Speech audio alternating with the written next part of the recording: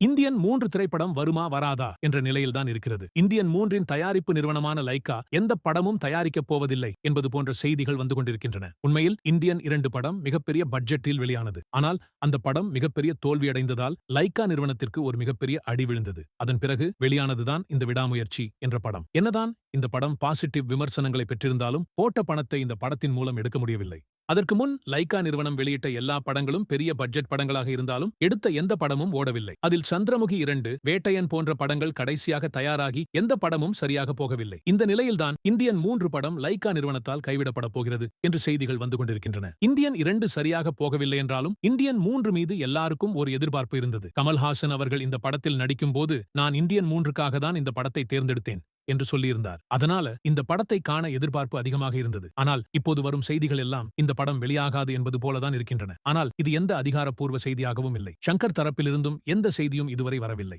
நீங்கள் இந்தியன் 3 திரைப்படத்தை பற்றி என்ன நினைக்கிறீர்கள்? இந்த திரைப்படம் வந்தால் நல்லா போகுமா? இல்ல இந்தியன் 2 மாதிரி தோல்வியடைந்த படமாக மாறிவிடுமா? உங்களோட கருத்து என்ன? கமெண்ட் பாக்ஸில் சொல்லுங்க. அடுத்த ஒரு வீடியோவில் பார்க்கலாம்.